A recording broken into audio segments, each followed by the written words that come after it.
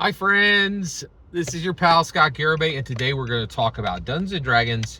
We're going to talk about it through its canon Magic the Gathering lens, and we're going to talk about the rise of the Cardnard. So I am hecka familiar with the Grognard.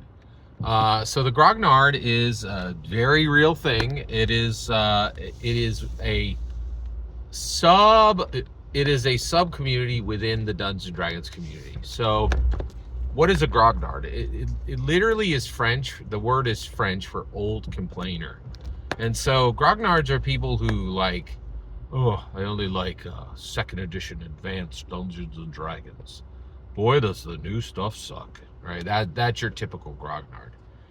They've been around forever. They have a significant amount of sway in the community, in the Dungeons & Dragons community, and that's why we need to talk about them. They're not, they're pretty destructive. They're really destructive. They have a lot of sway.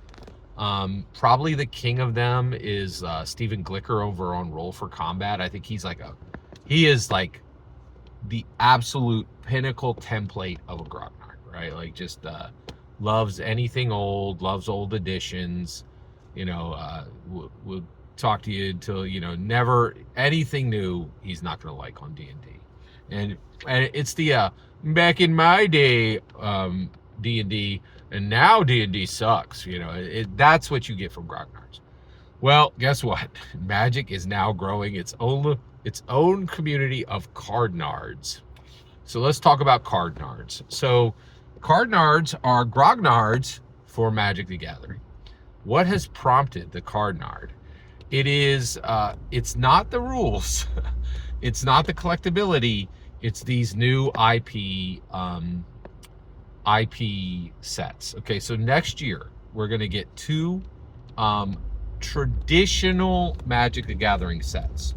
And actually, oh, you know what? We're only going to get one. It's Lorwyn Eclipsed is a traditional Magic the Gathering setting, returning to a traditional Magic the Gathering setting, right? And then also, technically, Reality Fractured should be a Magic the Gathering traditional set. It will be Magic the Gathering specific, right? But even that, they're like Reality Shattered, Reality Fractured. They're doing something to the multiverse, and so there's a good chance it will not be a traditional set, right? So what are the other 5 Magic the Gathering sets coming out next year? The Hobbit, okay? That's an intellectual property set. The Marvel superheroes, that's an intellectual property set. Star Trek, that's an intellectual property set. And then there's another one.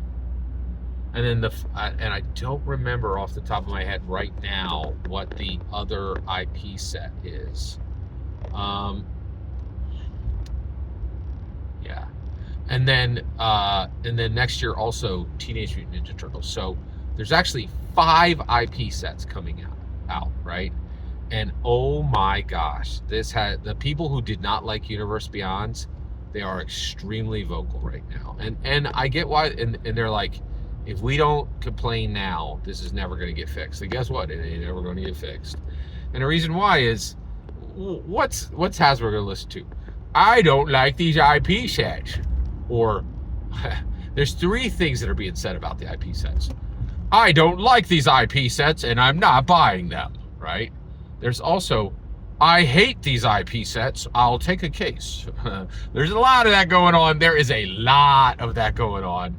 And then there are people who are like, I love it, I'll take it, right? Like, and that's me. I'm all in on these IP sets. I absolutely love them, and the reason why is they're massively expanding Dungeons & Dragons canon, right? Like that, and I care a lot about that, right? And that benefits the Dungeons & Dragons community as the D&D canon continues to just eat worlds, right? Like, and that's what's happening. It's really wild. So these cardnards are coming out. They're extremely vocal. They're extremely unhappy, and I think it really and just the speed and the absolute massive success of these IP sets. By the way, Universe Beyond is, forget it. Nobody cares about that anymore.